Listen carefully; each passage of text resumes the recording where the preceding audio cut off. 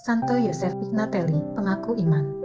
Yosef Pignatelli lahir di Saragossa, Spanyol pada 1737. Anak bangsawan tinggi Spanyol ini mempunyai bakat ketabahan dan tahan uji yang kemudian terbukti di dalam peristiwa-peristiwa pahit yang dihadapinya. Ketika berusia 16 tahun, ia masuk Serikat Yesus di Tarragona dan kemudian ditabiskan menjadi imam pada 1763. Sebagai imam, ia ditugaskan untuk berkarya di antara orang-orang miskin di Saragossa, kota kelahirannya. Peristiwa pahit pertama yang dihadapinya sebagai seorang imam Yesuit ialah pengusiran imam-imam Yesuit dari negeri Spanyol oleh Raja Charles III pada 1767. Bersama rekan-rekannya, Yosef terpaksa menyingkir ke kota Korsika. Tidak lama kemudian, di Korsika pun mereka diusir oleh bangsa Prancis yang menguasai daerah itu. Dari Korsika, mereka pergi dan tinggal di Ferrara, Italia.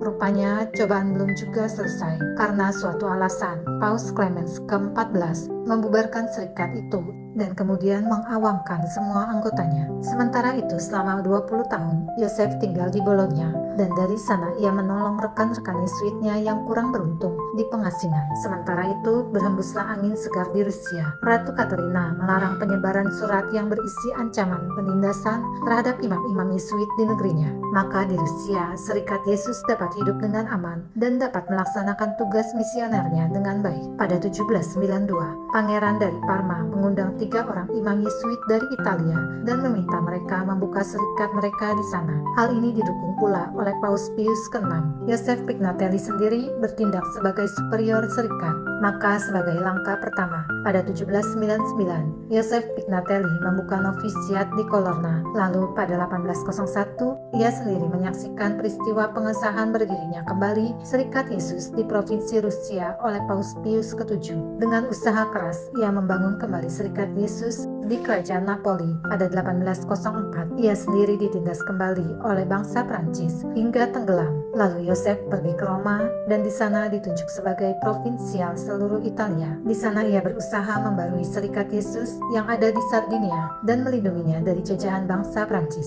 Walaupun Serikat Yesus belum dapat berdiri kokoh secara penuh sampai pada tahun 1814, namun sesudah wafatnya di Roma pada 11 November 1811, Paus Pius ke-12 menyatakannya sebagai kudus. Pada 1954, ia disebut tokoh pembangun kembali Serikat Yesus. Yosef Maria Pignatelli suka bekerja di kalangan kaum miskin.